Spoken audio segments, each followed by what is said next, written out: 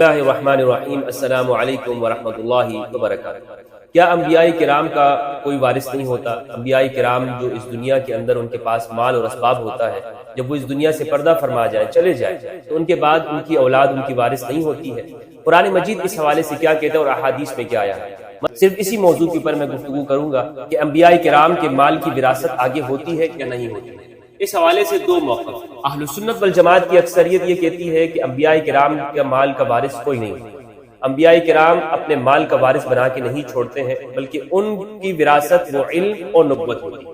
جبکہ شیعہ کا موقف یہ ہے کہ انبیاء کرام کے مال کا وارث ہوتا ہے۔ اہل سنت استدلال کرتے ہیں بخاری، مسلم اور دیگر صحیح احادیث سے جو اہل سنت کے مصادر میں موجود ہیں،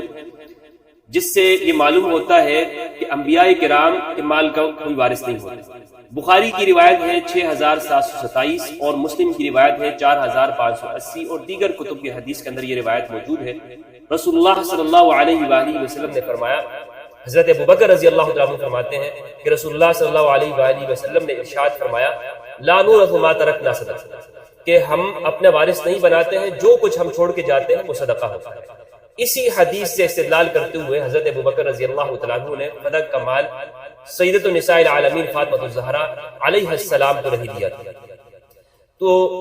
فدق کے موضوع پر اگر آپ ویڈیو دیکھنا چاہتے ہیں تو آپ دیکھ سکتے ہیں۔ یہاں صرف میں اسی پہ گفتگو کر رہا ہوں کہ وراثت انبیاء کی ہوتی ہے یا نہیں ہوتی۔ اب یہ حدیث، دوسری طرف قرآن مجید ہے۔ شیعہ کہتے ہیں کہ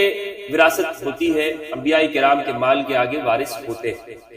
قرآن مجید وراثت کے حوالے سے کیا کہتا ہے؟ یہ روایات آپ کے سامنے موجود ہیں، اور دوسری طرف قرآن مجید کی آیات ہے، کیونکہ قرآن نے واضح لفظوں میں کہا ہے، وراثت کے احکام بیان کیے ہیں، اور اس میں کسی کی تخصیص بیان نہیں کی کہ یہ انبیاء کرام کو شامل ہے یا نہیں ہے، یا اس سے انبیاء کرام اس میں شامل نہیں ہے، وہ نکل جاتے ہیں۔ نہیں، قرآن مجید نے واضح طور پر اہل ایمان کو یہ خطاب کیا ہے، یوصیکم اللہ فی اولادکم للذکر مثل حظ الانثیین، کہ اللہ سبحانہ و تعالیٰ تمہیں یہ حکم دیتا ہے کہ تمہارے لڑکوں کا جو حصہ ہے وراثت کے اندر، یہ دو بیٹیوں کے برابر میں ایک لڑکے کے لیے ہوگا۔ یہ واضح حکم ہے، اس میں کوئی استثناء نہیں ہے کہ انبیاء کرام کو اس سے استثناء کیا جائے۔ تو قرآن مجید کی آیات ہیں، ہم ان پہ غور کرتے ہیں، اور احادیث دونوں کو ہم آمنے سامنے رکھیں گے، کیونکہ یہاں واضح طور پر یہ جو روایت ہے لا نورث ما ترکنہ صدقہ، یہ قرآن مجید کی آیات سے متعارض ہے، مخالف، یعنی قرآن مجید کی آیت کہتی ہے کہ وراثت ہے، جبکہ یہ روایات کہتی ہے کہ انبیاء کرام کی وراثت تقسیم نہیں ہوتی۔ تو اب روایات کو کیسے سمجھا جائے؟ اس حوالے سے اصول اپنے سامنے رکھیے گا کہ جب بھی کوئی روایت، خواہ وہ کتنی ہی بڑی صحیح کتاب کے اندر کیوں نہ ہو، جسے صحیح کہا جائے، لیکن اگر وہ قرآن مجید کی واضح نص کے مخالف ہے، اس روایت کو قبول نہیں کیا جائے۔ اور یہ ہمارے ہاں اہل سنت کا ایک مسلک بھی ہے، اور اس کے اوپر عمل بھی کیا جاتا ہے۔ اس کی بہت ساری مثالیں ہیں۔ مثال کے طور پر صحیح بخاری کی ایک روایت ہے کہ جس کے اندر باب بنیان الکعبہ، کعبہ کی تعمیر کے بیان کے اندر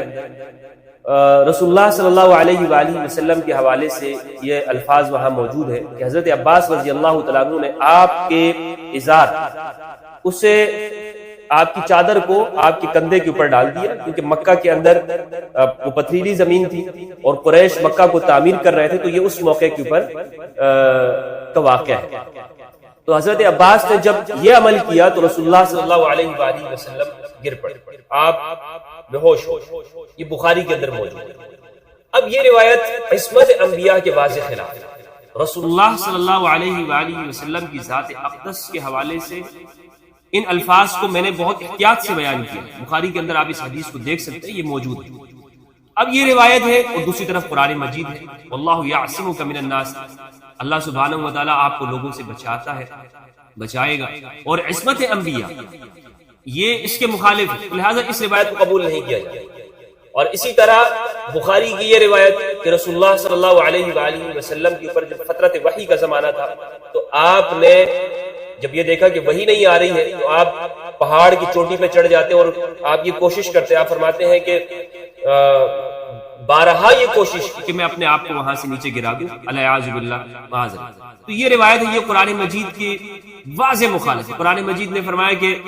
ہم نے آپ کے سینے کے اوپر قرآن مجید کو نازل کیا، یہ جو پہاڑ سے بھی زیادہ مضبوط ہے، ہم نے قرآن کو اس کے اوپر اتارا، اور آپ کا قلب اطہر اور آپ کا دل و دماغ وہ مضبوط ہے۔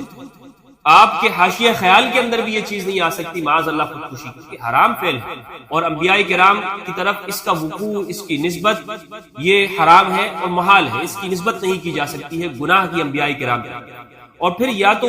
گناہ کے لیے باقاعدہ طور پر عزم بھی کیا جا رہا ہے، اور آپ صلی اللہ علیہ وآلہ وسلم کی طرف یہ بات منسوب کی گئی کہ آپ یہ کرنا بھی چاہتے تھے معاذ، تو واضح طور پر یہ بخاری کی روایت ہے لیکن یہ قبول نہیں کی جائے گی۔ اسی طرح جو بھی روایت آپ یہ سمجھ لیں کہ جو قرآن مجید کے مخالف ہوگی اسے ہم قبول نہیں کریں گے، یہ ہمارا مسلک ہے،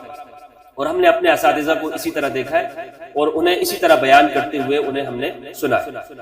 اب قرآن مجید کی کن آیات سے وراثت ثابت ہوتی ہے وہ میں آپ کے سامنے رکھتا ہوں۔ سورہ مریم کی آیت ہے، سورۃ نمبر 19 کی آیت نمبر 5 ہے، اعوذ باللہ من الشیطان الرجیم، بسم اللہ الرحمن الرحیم، وَإِنِّي خِفْتُ الْمَوَالِيَ مِنْ وَرَائِي وَكَانَتِ امْرَأَتِي عَاقِرًا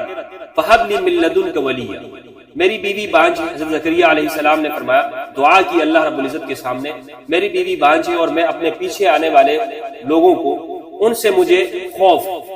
فَهَبْ لِي مِن لَّدُنكَ وَلِيًّا، مجھے اپنی طرف سے ایک ولی مددگار عطا کر دیجیے، ایک وارث عطا کر دیجیے، یرثنی ویرث من آل یعقوب، جو میرا وارث ہو اور آل یعقوب کا وارث ہو،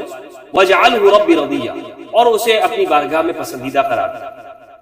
آیت نمبر 16۔ اس آیت سے یہ معلوم ہوا کہ حضرت زکریا علیہ السلام کو اللہ سبحانہ و تعالیٰ سے ایک وارث مانگا، یہ بھی معلوم ہوا کہ وہ اپنے بعد والے لوگوں سے خوف رکھتے ہیں۔ اب دیکھیں کہ ہمارے ہاں اہل سنت اس کا یہ جواب دیتے ہیں کہ اس آیت میں مراد مالی وراثت نہیں ہے۔ ابن کثیر نے لکھا ہے کہ انبیاء کرام مال نہیں مانگتے، انبیاء کرام علم اور نبوت مانگتے ہیں، تو اس کا جواب یہ دیتے ہیں کہ یہاں پر مالی وراثت مراد نہیں ہے، بلکہ یہاں پر علم اور نبوت مراد ہے کہ بعد والوں سے یہ خوف تھا کہ وہ آپ کی جانشینی صحیح طور پر نہیں کر سکیں گے، اور ہیکل سلیمانی جو سلیمان علیہ السلام نے تعمیر کیا ہے اس کی حفاظت اور جانشینی نہیں کر سکیں گے، تو لہٰذا آپ نے اولاد چاہیے۔ ایک جواب اس کا یہ دیا جاتا ہے۔ دوسری آیت میں آپ کے سامنے رکھتا ہوں، پھر اس جواب کا، اس اعتراض کا میں جواب آپ کے سامنے پیش کروں۔ دوسری آیت قرآن مجید کی ہے، سورہ نمل سورۃ نمبر 27 کی آیت نمبر 16، اعوذ باللہ من الشیطان الرجیم، بسم اللہ الرحمن الرحیم، وورث سلیمان داؤد، اور وارث ہوئے سلیمان داؤد، وقال یا ایھا الناس علمنا منطق الطیر، اور آپ نے کہا اے لوگو ہمیں سکھائی گئی ہے منطق الطیر، پرندوں کی بولیاں، واوتینا من کل شیء، اور ہمیں تمام چیزیں عطا کی گئی ہیں، ان ھذا لہو الفضل المبین، یہ اللہ کا واضح کھلا ہوا فضل۔ اس آیت سے یہ معلوم ہوتا ہے کہ حضرت سلیمان علیہ السلام وہ داؤد علیہ السلام کے وارث ہوئے، لیکن جس طرح ان دونوں آیتوں کے ظاہر سے یہ معلوم ہوتا ہے کہ انبیاء کرام وارث ہوتے ہیں، لیکن اہل سنت اس کا جواب یہ دیتے ہیں کہ یہاں پر علم کی وراثت ہے، نبوت کی وراثت، مال کی وراثت مراد نہیں ہے۔ اس کا جواب یہ ہے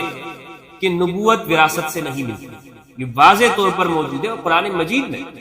کہ حضرت نوح علیہ السلام کے جو بیٹے ہیں وہ ان کے وارث نہیں ہوئے، بلکہ وہ تو طوفان نوح کے اندر غرق ہو۔ تو نبوت وراثت کی چیز نہیں ہے، ہاں اس کے لیے دعا کی جا سکتی ہے، جس طرح حضرت ابراہیم علیہ السلام نے دعا کی اس طرح، اور پھر اس دعا کا نتیجہ رسول اللہ صلی اللہ علیہ وآلہ وسلم ظاہر ہوئے کی صورت کے اندر، لیکن دعا تو ہے مگر یہ نبوت آگے وراثت کے طور پہ چلتی ہو، یہ نہیں ہے، نبوت وراثت والی چیز نہیں ہے،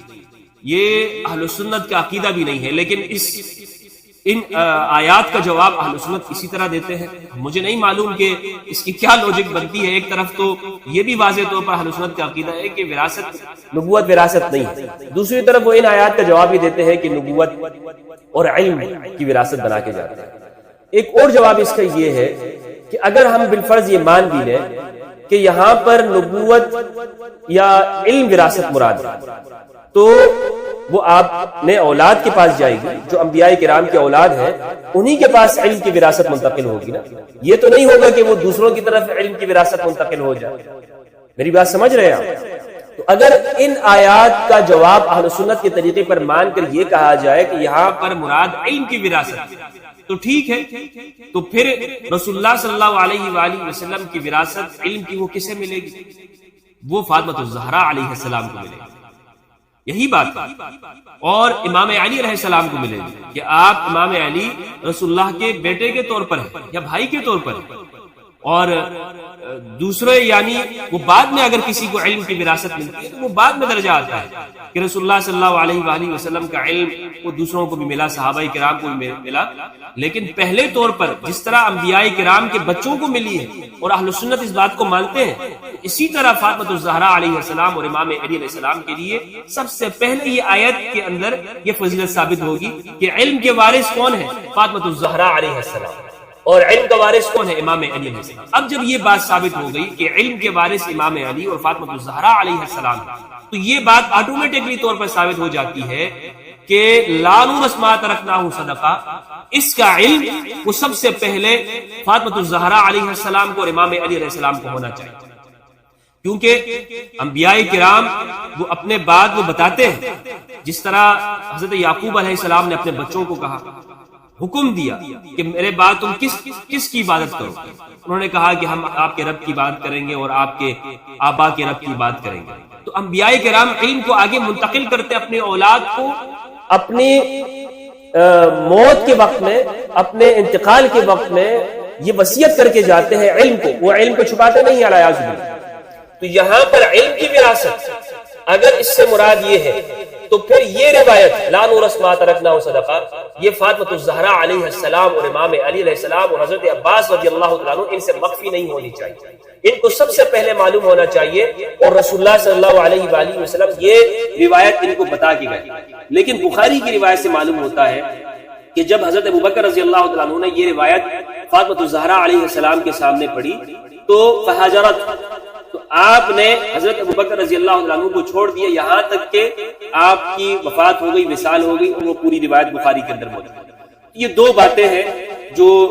اس اعتراض کا جواب ہے۔ اب یہاں پر ایک اعتراض کیا جاتا ہے، اور وہ یہ ہے کہ یہ جو آیت ہے یوصیکم اللہ فی اولادکم للذکر مثل حظ الانثیین، کہ اللہ سبحانہ و تعالیٰ تمہارے اولاد لڑکوں کے بارے میں یہ حکم دیتا ہے کہ لڑکوں کو تمہاری لڑکیوں کے دو لڑکیوں کے برابر حصہ ملے گا، اس کے اوپر ایک اعتراض ہوتا ہے، اور وہ یہ ہے کہ یہاں پر عام امت کو خطاب، اس میں انبیاء کرام شامل نہیں ہیں۔ میں نے عرض یہ کیا کہ اس میں انبیاء کرام مستثنا نہیں ہے، لیکن جواب یہ دیا جاتا ہے کہ اس میں انبیاء کرام اس سے مستثنا ہے، اور اس کے اوپر دلیل یہ لائی جاتی ہے کہ جس طرح انبیاء کرام اور رسول اللہ صلی اللہ علیہ وآلہ وسلم نے 4 سے زیادہ شادیاں کی ہیں، حالانکہ عام امتیوں کو 4 سے زیادہ شادیوں کا حکم اجازت نہیں ہے، جبکہ رسول اللہ صلی اللہ علیہ وآلہ وسلم نے 4 سے زیادہ شادیاں کی ہیں۔ تو یہ آپ کی خصوصیت ہے، آپ اس آیت کے اندر شامل نہیں ہیں جس میں 4 شادیوں کا حکم دیا گیا، بلکہ یہ آپ کی الگ خصوصیت ہے۔ تو کچھ آیات ایسی ہیں کہ جس سے احکام ایسے ہیں کہ نبی صلی اللہ علیہ وآلہ وسلم اس سے مستثنا ہے۔ میں آپ کو اس کا جواب یہ دیتا ہوں کہ بالکل یہ بات ہے کہ انبیاء کرام کے لیے خصوصیات ہیں، اور خصوصاً رسول اللہ صلی اللہ علیہ وآلہ وسلم کی خصوصیت موجود ہے۔ کچھ احکام ایسے ہیں کہ جو صرف رسول اللہ صلی اللہ علیہ وآلہ وسلم کے ہیں، لیکن اس کے لیے ضروری ہے کہ قرآن میں کوئی تخصیص موجود، کوئی نص موجود، جس طرح کہ آپ تہجد کی مثال لے لیں، تہجد تمام امت کے لیے نفل ہے، لیکن رسول اللہ صلی اللہ علیہ وآلہ وسلم کے اوپر تہجد کی نماز فرض تھی، فَتَہَجَّدْ بِهِ نَافِلَةً لَكَ، یہ آپ کے لیے اضافہ ہے، قرآن مجید میں تخصیص آ گئی ہے۔ اسی طرح بیویوں کے مہر دینے کے حوالے سے تمام امت کے اوپر مہر دینا کیا ہے، وہ ضروری ہے، لیکن رسول اللہ صلی اللہ علیہ وآلہ وسلم کے لیے کیا حکم ہوا، خالصۃ لک من دون المؤمنین، کہ یہ صرف آپ کے لیے، مومنوں کے لیے نہیں۔ تو کچھ آیات سے استثناء احکام کے اندر رسول اللہ صلی اللہ علیہ وآلہ وسلم کے لیے موجود ہے، لیکن وہاں پر ضروری یہ ہے کہ ان آیات کی جو تخصیص ہے وہ موجود ہونی چاہیے، قرآن میں کسی ایک جگہ پر اس کا بیان ہونا چاہیے۔ لیکن ہم نہیں دیکھتے ہیں کہ وراثت کے مسائل اور احکام کے اندر رسول اللہ صلی اللہ علیہ وآلہ وسلم کی انبیاء کرام ان کی کوئی تخصیص موجود ہو کہ پوری امت کے وارث تو ہوں گے، لیکن رسول اللہ صلی اللہ علیہ وآلہ وسلم کا کوئی وارث نہیں ہوگا۔ قرآن میں ایسی کوئی آیت تخصیص کی موجود نہیں، جبکہ عموم کی آیت موجود ہے جس میں سب کے سب شامل ہیں، رسول اللہ صلی اللہ علیہ وآلہ وسلم بھی شامل ہے اور امتی بھی شامل ہے۔ سورہ نساء کی آیت نمبر 33 سے سورت نمبر 4 کی فرمایا وَلِكُلٍّ جَعَلْنَا مَوَالِيَ مِمَّا تَرَكَ الْوَالِدَانِ وَالْأَقْرَبُونَ، اور سب کے لیے یہ حکم ہے کہ ہم نے بنا دیا ان کے لیے وارثین، موالی بنا دیے، ان مال میں سے، اس چیز میں سے جو ماں باپ چھوڑے یا قریبی رشتہ دار چھوڑے. والذین اخذت ایمانکم فأتوہم نصیبہم، ان کو ان کا حصہ دے دو. ان اللہ کان علی کل شیء شہیدا، اللہ ہر چیز کے اوپر گواہ ہے، وہ دیکھ رہا ہے. اللہ دیکھ رہا ہے کہ تم دو گے یا نہیں دو گے. تو اس آیت سے یہ معلوم ہوتا ہے کہ اللہ سبحانہ و تعالیٰ نے یہ فرمایا کہ ہم نے سب کو وارث بنایا ہے، خواہ امتی ہو یا نبی ہو. کل عموم ہے اس کے اندر، اس میں کوئی تخصیص نہیں ہے، نہ نبی کی نہ غیر نبی کی، عام ہے. کل کا لفظ عام ہے. سب کو ہم نے وارث بنایا ہے اس مال میں سے، اس چیز میں سے کہ جو ماں باپ چھوڑ جائے یا قریبی رشتہ دار چھوڑ جائے. تو اس آیت سے بھی یہ معلوم ہوتا ہے کہ وراثت کے جو احکام ہے قرآن مجید کے اندر وہ عمومی طور پر ہے، اس میں کسی کا استثناء موجود نہیں ہے. یہ تو ہو گئی آیات جن سے معلوم ہوتا ہے کہ انبیاء کرام علیہ السلام کے وارث ہوتے ہیں اور وہ ان کے مال کی آگے وراثت ہوتی ہے. اور نبوت وہ کوئی وراثت والی چیز نہیں ہے کہ والد کے بعد جو ہے وہ بیٹا بھی وارث ہوگا. ورنہ میں نے آپ کے سامنے مثال پیش کی کہ حضرت ابراہیم علیہ السلام، ان کے حضرت نوح علیہ السلام، ان کے جو بیٹے ہیں وہ وارث نہیں ہوئے. اور خود حضرت ابراہیم علیہ السلام، ان کے جو باپ ہیں قرآن مجید میں وہ نبی نہیں تھے. نہ یہ ضروری ہے کہ نبی کا والد وہ نبی ہو، اور نہ یہ ضروری ہے کہ نبی کے بیٹے نبی. یہ کوئی ضروری نہیں ہے، قرآن مجید کی آیت سے معلوم ہے. دوسرا بخاری کی ایک روایت ہے، اب میں روایات کو پیش کرتا ہوں جس سے معلوم یہ ہوتا ہے کہ رسول اللہ صلی اللہ علیہ وآلہ وسلم اشیاء کے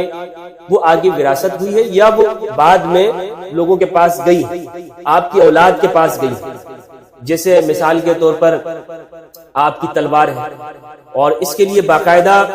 بخاری نے جو عنوان قائم کیا وہ یہی ہے کہ آپ کی ذرہ، آپ کی نیزے اور آپ کی تلوار کے باب کے اندر وہ ایک چیپٹر یہ قائم کیا.